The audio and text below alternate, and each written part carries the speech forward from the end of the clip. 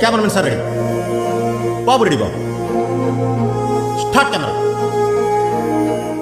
చూడండి అక్కడ ఏముందో, మీకు చేసి ప్రయోజనం ఏముంది. You back when you call my line. Who did you even need to talk? Or you wasting time declining all your FaceTime calls? Cause you're not my vibe, but God just let me go to sleep. Someone got hey guys and welcome back to the channel. So ఈరోజు వీడియోలో వచ్చేసి మనము Yamaha R15 V4 version అయితే ఇది 2022 model అనమాట. So దీనికి సంబంధించి complete రివ్యూని అయితే నేను మీకు ఈ వీడియోలో అయితే ప్రొడ్యూస్ చేయబోతున్నాను.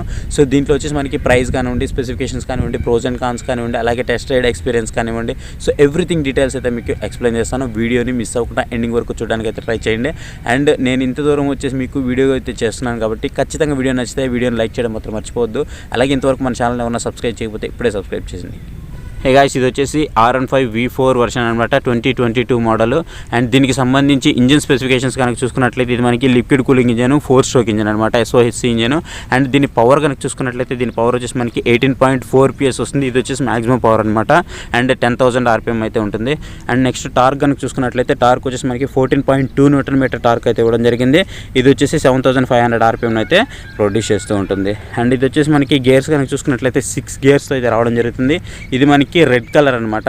అండ్ దీని ప్రైస్ కనుక చూసుకున్నట్లయితే ఎక్స్షోరూమ్ ప్రైస్ వచ్చేసి మనకి 176,300 రూపాయల ఎక్స్షోరూమ్ ప్రైస్తో వస్తుంది. అండ్ మీరు ఇక్కడ గ్రౌండ్ క్లియరెన్స్ చూస్తున్నారు కదా, సో ఈ గ్రౌండ్ క్లియరెన్స్ వచ్చేసి మనకి 170 mm వరకు మనకి గ్రౌండ్ క్లియరెన్స్ అయితే ఉంటుంది. దీంట్లో ఓన్లీ మనకి సైడ్ స్టాండ్ మాత్రమే ఉంటుంది.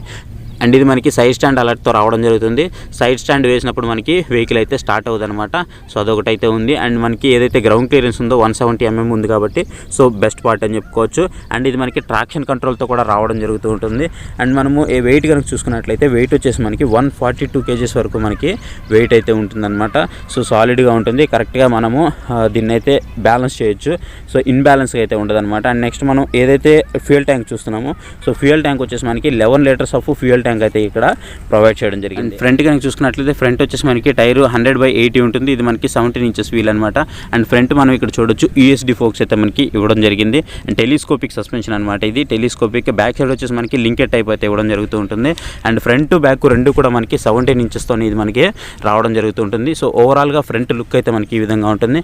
అండ్ ఏదైతే మనము లైటింగ్ సెటప్ అంతా చూస్తున్నామో, హెడ్ లైట్ కానివ్వండి, అలాగే ఇండికేటర్ లైట్స్ కానివ్వండి, అన్నీ కూడా మనకి LED లైట్స్తో రావడం జరుగుతుంది. అండ్ R15 లుక్ గురించి ప్రత్యేకంగా మనం అయితే చెప్పాల్సిన అవసరం లేదు, ఎందుకంటే ప్రతి ఒక్కరికి తెలిసిన విషయమే R15 లుక్ అనేది ఏ విధంగా ఉంటుందో.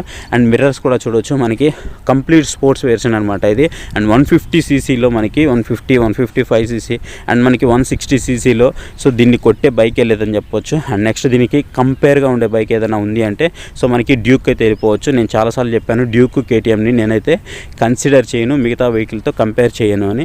సేమ్ అదేవిధంగా నేను ఇప్పుడు కూడా చెప్తున్నాను. సో దీన్ని అయితే నేను కంపేర్ చేయను. సో ఒకవేళ 155 cc మీకు బెస్ట్ స్పోర్ట్స్ మోడల్ కావాలంటే ఎక్సెప్ట్ మనకి KTMతో కంపేర్ చేస్తే మనము సో ఖచ్చితంగా మీరు R15 అయితే వెళ్ళొచ్చు.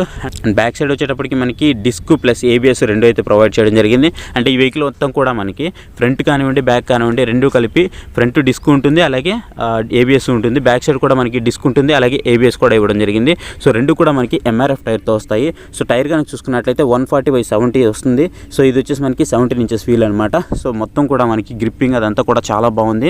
నేనైతే టెస్ట్ చేశాను, బట్ ఇంకోసారి మీకు టెస్ట్ డ్రైవ్కి వెళ్ళిన తర్వాత క్లియర్గా అయితే ఎక్స్ప్లెయిన్ చేస్తాను.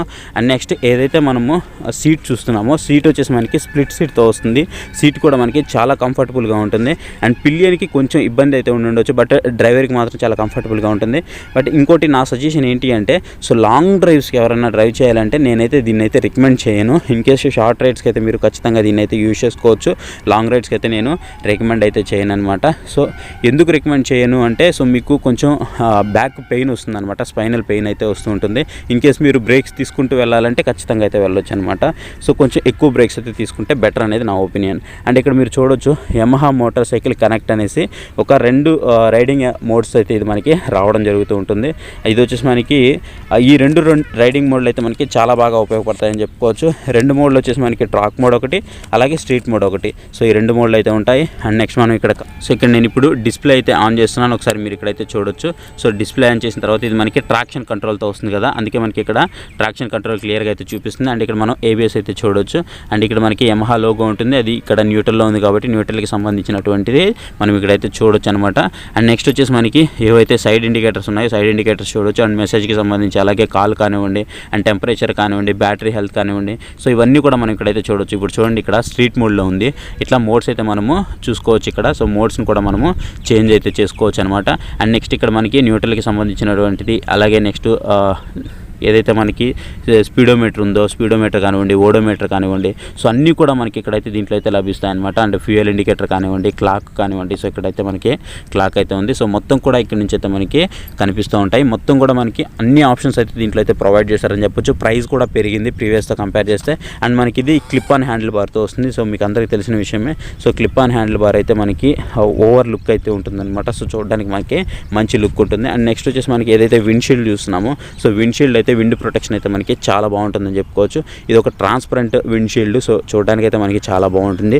లుక్ అయితే ఇంకా డబుల్ చేసిందని చెప్పుకోవచ్చు. సో ఓవరాల్గా ఇదన్నమాట R15 V4లో. అండ్ నెక్స్ట్ వచ్చేసి మనము ఏదైతే బ్యాక్ సైడ్కి వచ్చేద్దాము.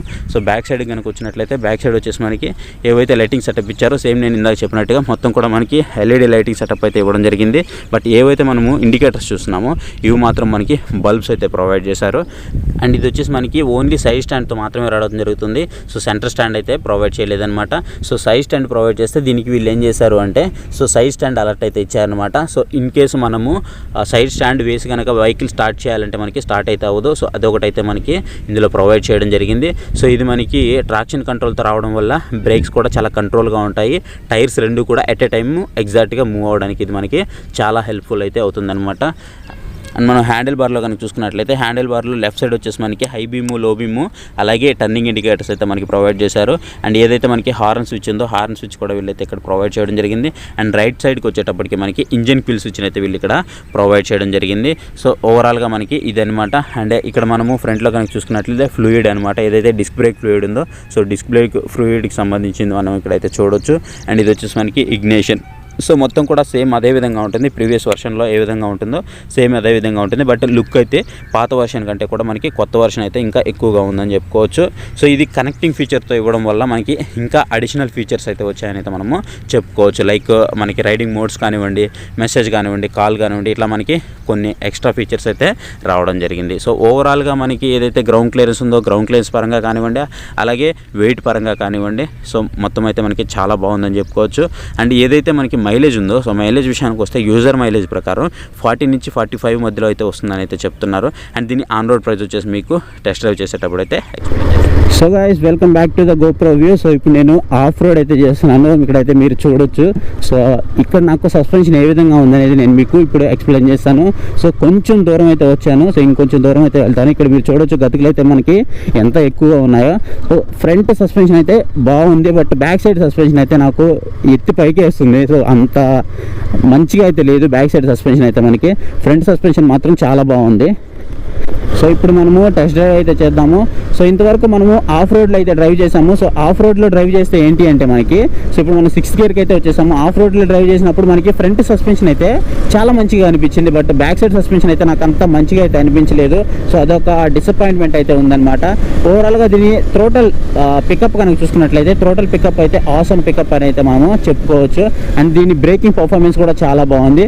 ఎందుకంటే దీని బ్రేకింగ్ పర్ఫార్మెన్స్ వచ్చేసి ఫ్రంట్లో వచ్చేసి మనకి డిస్క్ బ్రేక్ విత్ ABS వస్తుంది, బ్యాక్ సైడ్ కూడా మనకి డిస్క్ బ్రేక్ విత్ ABS వస్తుంది. సో ఇలాంటి బైక్ ఉన్నప్పుడు ఖచ్చితంగా మనకి ఓవర్ స్పీడ్ అయితే వెళ్ళాలనిపిస్తూ ఉంటుంది. బట్ దీని షేప్ అనేది అంత పర్ఫెక్ట్గా ఉండదన్నమాట. అంత ఓవర్ స్పీడ్లో మనం కంట్రోల్ చేయడానికి అంత పర్ఫెక్ట్గా ఉండదు. కొంతమంది మాత్రమే కంట్రోల్ చేయగలరు. ఇన్ కేస్ మీ దగ్గర ఈ వెహికల్ కనుక ఉన్నట్లయితే నాకు కామెంట్ సెక్షన్లో అయితే కామెంట్ చేయండి. ఇన్ కేస్ ఈ వెహికల్ మీరు ఎలా స్టెబిల్ చేయాలి అని అనుకుంటే ఖచ్చితంగా మీ 2 మోకాళ్ళు ఉన్నాయి కదా, 2 మోకాళ్ళని మన ట్యాంక్ ఉంది కదా, సో ట్యాంక్కి అయితే అదిమి కట్టుకోండి. సో ఆ టైంలో ఏంటంటే మనకి వెహికల్ అనేది కంప్లీట్గా మన హ్యాండ్ ఓవర్లో ఉంటుంది. సో ఇన్ కేస్ మనము ఎమర్జెన్సీ టైంలో సడన్గా వెహికల్ ఆపాలనుకున్నప్పుడు కానివ్వండి, వెహికల్ సడన్గా కంట్రోల్ చేయాలనుకున్నప్పుడు కానివ్వండి, సో వెహికల్ మొత్తం కూడా మన కంట్రోల్ అయితే ఉంటుంది. సో రెండు మోకాళ్ళు కూడా మనకి ఏవైతే ఈ ట్యాంక్ బ్యాగ్స్ ఉన్నాయి ఇక్కడ మీరు చూస్తున్నారు కదా, ఆ ట్యాంక్ బ్యాగ్స్ కింద కొంచెం గట్టిగా అది పట్టుకోండి. సో దానివల్ల పైకి లేపడం వల్ల ఏంటంటే వెహికల్ మన కంట్రోల్లోకి అయితే వచ్చేస్తుంది అనమాట. సో ఏ వెహికల్ అయినా అంతే, ఈ వెహికల్ అనే కాదు, ఏ వెహికల్ అయినా అంతే. బట్ కాకపోతే ఈ వెహికల్లో కొంచెం ఇంకా కంట్రోల్ అయితే మనకి చాలా బాగుండాలి. సో ఓవరాల్గా దీని టోటల్ పవర్ అయితే మనం చూడొచ్చు. సో ఇనీషియల్గా చాలా మంచి పికప్ అయితే ఉంది. ఇక్కడ మీరు చూడొచ్చు, నాకు ఈజీగా 80-90 అయితే అసలు చాలా సింపుల్గా లేస్తుంది. ఏదో మన కార్లు లేస్తుంది కదా, సో అట్లా లేస్తుంది అనమాట. 155cc అంటే దీన్ని అసలు అయితే ఎవరు నంబర్ 150ccలో. సో దీన్ని అయితే మనము అలా కన్సిడర్ కూడా చేయకూడదు. అంత మంచి టోటల్ పికప్ అయితే మనకి దీంట్లో అయితే లభిస్తూ ఉంటుంది. అండ్ దీని సీటింగ్ కంఫర్టబిలిటీ గురించి మాట్లాడుకుంటే నేను మెయిన్లీ ఇందా చెప్పినట్టుగానే మనకి బ్యాక్ పెయిన్ అయితే వచ్చే అవకాశాలు ఉన్నాయి. సో కొంచెం ఎవరైనా లాంగ్ రైడ్స్కి దీన్ని తీసుకోవాలి అనుకుంటే మాత్రం అవాయిడ్ చేయడమే మంచిది.